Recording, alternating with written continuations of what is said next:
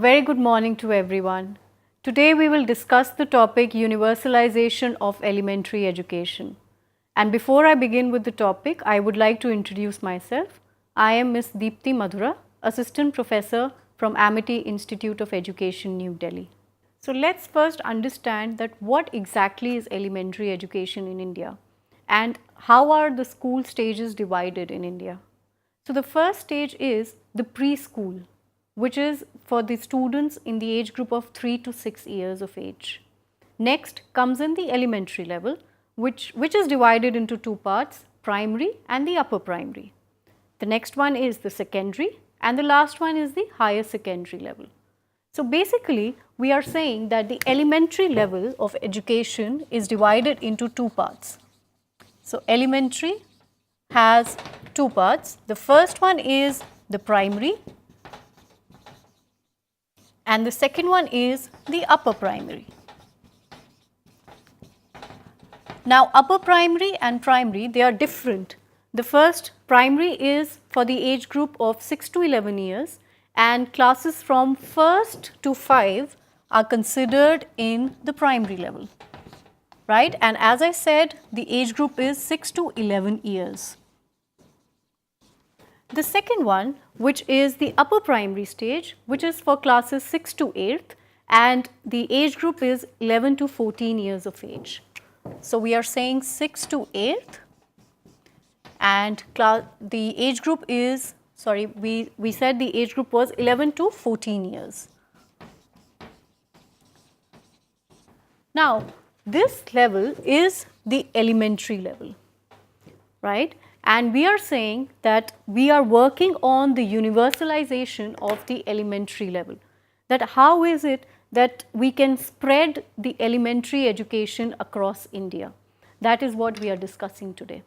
So basically, the meaning of universalization of this elementary education means availability of education everywhere according to the specific need of the child and place. So we are saying that, for example, a child is staying in a rural area.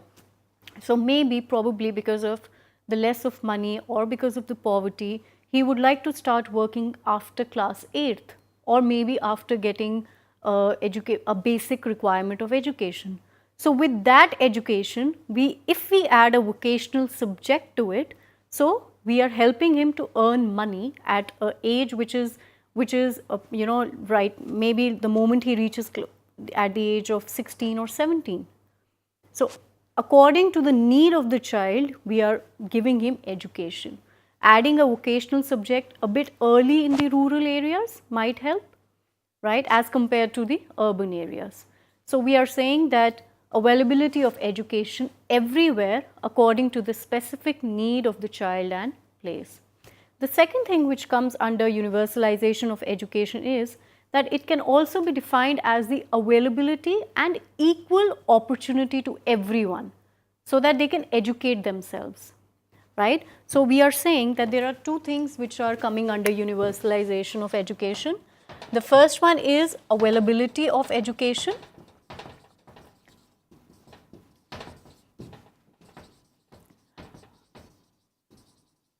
That's the first one.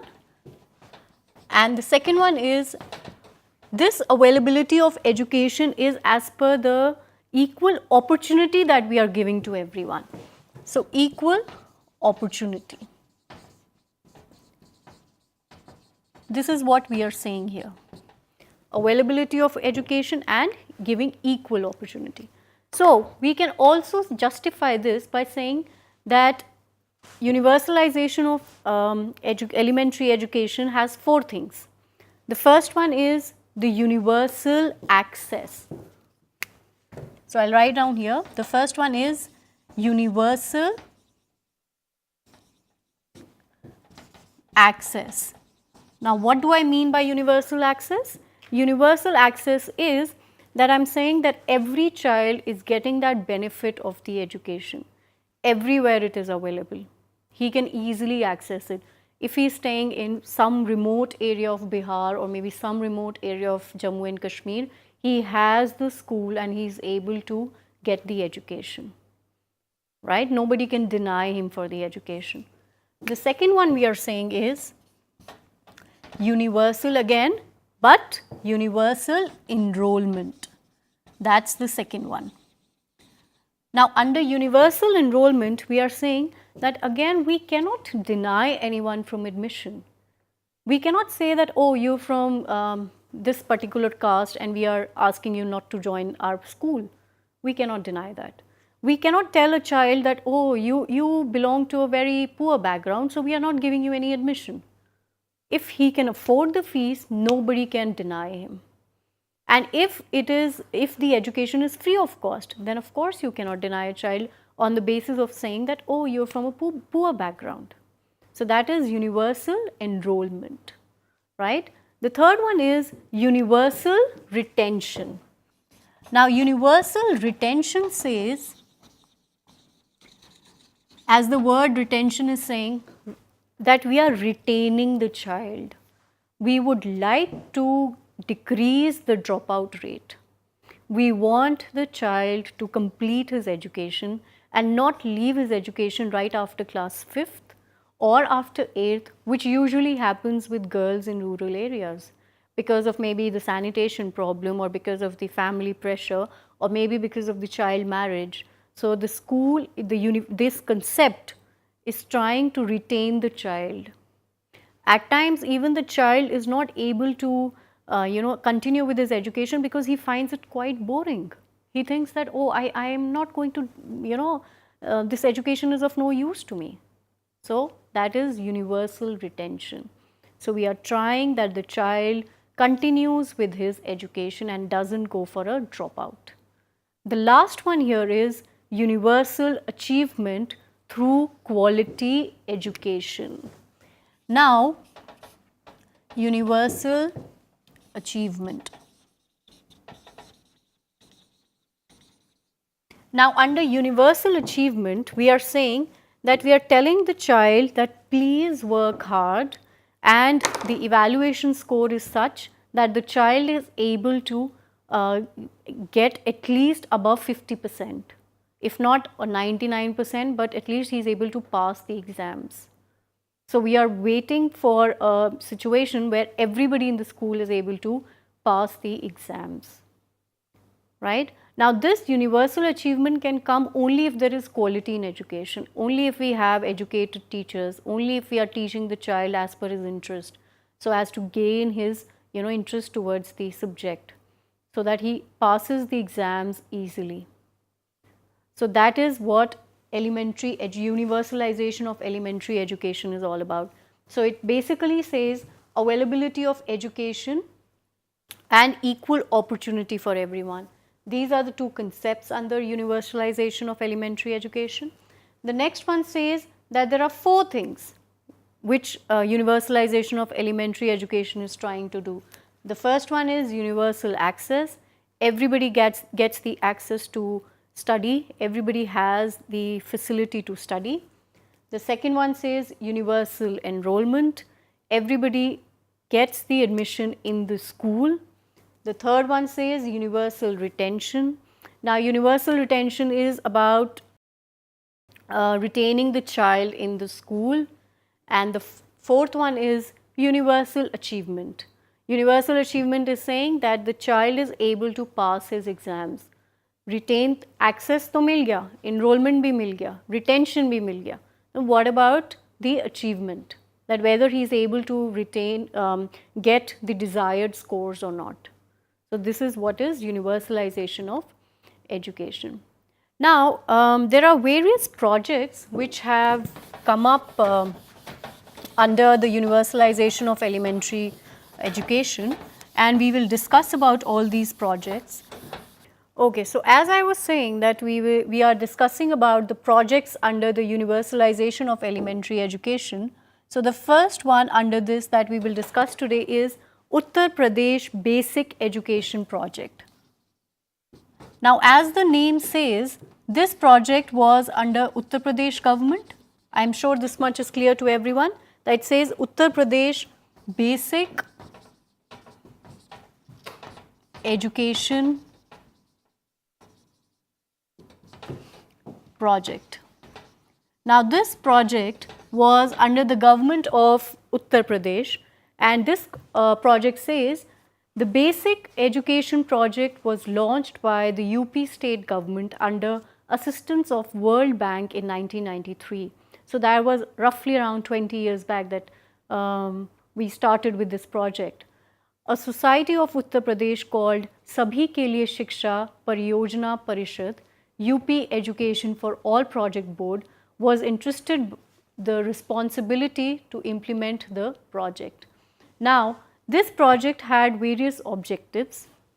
For every project, we will study about the objectives, the strategies, and the activities under it. So, the first objective is what we are going to study about it. The second one is the strategies, and the third one is the activities under this group, under this project, right? So, all these three things for all the 4 projects that we are going to discuss about. So, first let us begin with the objective. See, objective of the Uttar Pradesh Basic Education Project was universalization of primary education. As we just discussed universalization of elementary education. So, before that we had the universalization of primary education. Upper primary and your primary level, both the universalization is what the objective was. Second one was universal achievement program for minimum level of learning. Now, we are saying that at least the child is able to complete his, maybe till class 5th or till class 8th, or maybe his lower secondary level or the higher secondary level, he is able to achieve that particular result.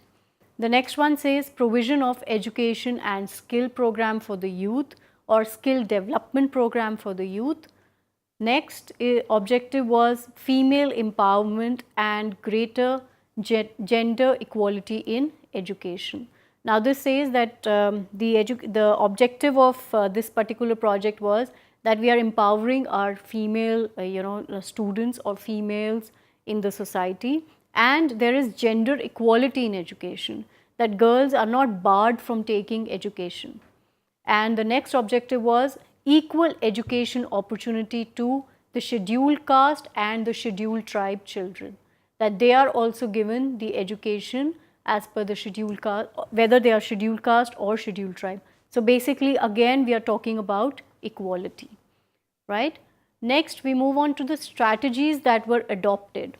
So, the next thing is the strategies of Uttar Pradesh Basic Education Project, that basically what all did they do, what was there in their mind. The first one was strong framework of state and district level planning management and professional support. State organization was established to build the institutional capacity to plan, manage and evaluate different basic education development programs. So, different programs were developed.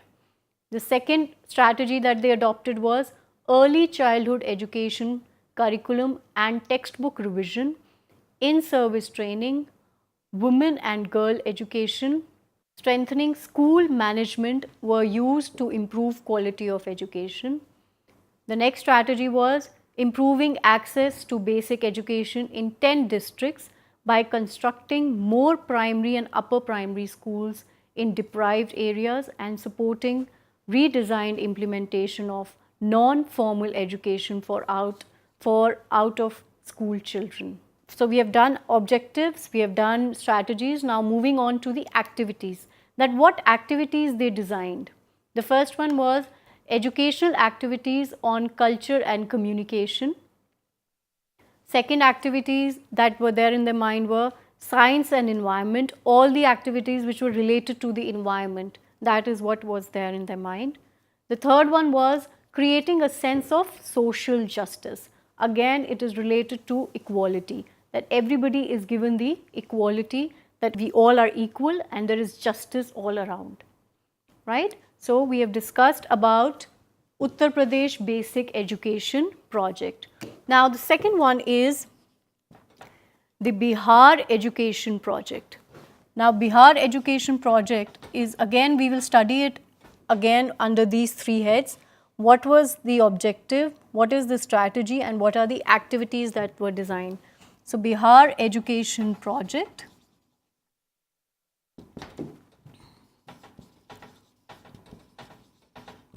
Now, Bihar education, as the name suggests, again, it is related to the state of Bihar in India. The first one was related to Uttar Pradesh, second one is related to Bihar. It says UNICEF, Government of India and Government of Bihar had jointly undertaken this project. The project lays special emphasis on the education of deprived section of the society, such as the scheduled caste and the scheduled tribe, and of course the women which were lagging behind. So UNICEF, Government of India and the Government of Bihar, all three of them together, they joined their hands just to lay emphasis on the education. And what three sections were given importance? Scheduled caste, scheduled tribes and the women in the society of Bihar. So the objectives of the project, again the similar one. The first one was universalization of primary education. Second one, orientation of the educational system so as to serve the objectives of equality for women and their empowerment.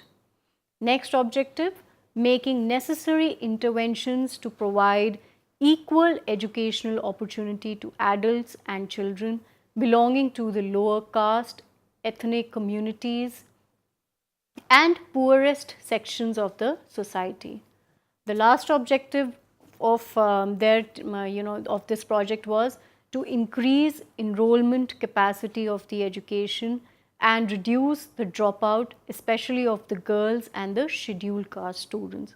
We all are aware that the girls in every rural area, they are not given that much of importance. So all these projects, whether it is Uttar Pradesh project or whether it's the Bihar education project, all are working towards the upliftment of the women in the society or girls in the society. So the strategies that they formed were, the first one, construction of about 11,000 primary and upper primary classroom. That was their first strategy, that till the time we don't have the classrooms, where will we ask the students to come and sit? Or where we need to give them an environment which at least looks like a classroom, a closed door where we can concentrate on education, where we can just talk about education. So their first strategy was construction of 11,000 primary and upper primary classrooms. The second one is recruitment of about 16,000 additional teachers. So yes, the teachers, there were lack of teachers, and under this project of Bihar education, we added 16,000 teachers. We are saying that we need more teachers so that the education facility is, there is a standard, there is an increase in the standard. The next one was training of the newly recruited teachers. Now this project stated that if the teachers who are being recruited, they are not properly trained, we cannot retain the child in the school. They have to be trained to teach every child in the classroom, irrespective of their background, irrespective of their mental ability. So training them was very much important. The next strategy, which was provision of the materials that has been there, that have to be constructed. Provision of the materials that have to be constructed in the school for the child, and also the provision of increasing the infrastructure in the school. Various labs had to be opened so that the child is able to get the practical knowledge of the subjects. He has a place where he can study more about a particular subject. The next strategy that they stated was participatory planning and implementation. Of course, everything had to go with a plan and has to be implementation, and the implementation of Mahila Samakhya component, basically again involving women into education. So the activities that they did, the Bihar education project, the first one was organization of village education committees and community involvement in the program implementation at the grassroots level. which was very essential, which was very important, that from village or from the grassroots level we start creating awareness that education is important and it is very beneficial for your child. So what they started doing, that they created communities from the villages. A village election committee was formed which had the people from the village who constituted it and encouraged the people in the village to send their child to the school. The next activity was non-formal education through the non-government organizations. Now, non-formal education through NGOs means that you are, but through various channels, you are teaching the child to study. Through various channels, you are making the child study and also taking the help from the NGOs. Now, if the child is not able to go to the school, we are helping, we are, going to where the child is going and teaching him there itself. If he doesn't want to come to the classroom, maybe under a tree we are just making him sit and we have some volunteers who are teaching him there just because he wants to sit there and study. So not restricting it to the classroom or to the school. So taking help from the various NGOs. The next one is organization of state level workshop, training of key persons and primary teachers for minimum level of learning is given. Constitution of core group at district level for women's development. Enrollment drives, poster workshops, expansion of the concept of rural libraries, etc. Now these are what they worked on. Introduction of computerized monitoring system for the education sector. Working on the computerized monitoring, that everything in the education sector is working, right? And then maintaining a record that whether every sector, whether every sector of in the society is getting all the things that are required for education. This was this. And then the activities that they considered were, the first one was Mahila Samkhya, which meant to establish local accountability of the schools, to play an active role in management of ECCE and NFE centers, support teachers and participate in VEC. That is one of the major activity that they worked on. Now moving on to the next project, which was the Lok Jambish. Now Lok Jambish is the project from Rajasthan. Lok Jambish, so the first one is from Uttar Pradesh, second is Bihar, and this next one is from Rajasthan, which is Lok Jambish. I am writing the name of the state here, which says from Rajasthan, and the name of the project is Lok Jambish. Now Lok Jambish project, as the name says, Lok is people. It is referred to the term people in Hindi. Now it says Lok Jambish, people's movement for education for all. That is what it meant. It said that it was launched in the year 1992 by the government of Rajasthan with the support of Swedish International Development. Swedish International Development is SIDA. A stands for authority, of course. So Swedish International Development Authority, with in collaboration with the government of Rajasthan, they started with this project of education, which was called Lok Jambish. It is a program for achieving main goal of universalization of elementary education up to the satisfactory level through formal as well as the non-formal and functional literacy. So basically we are talking about the universalization of elementary education here, and this project said that we would like to spread education at the elementary level, and it could be in two forms, either formal or non-formal. So formal, or either the formal education or through non-formal education. The target is to teach the child.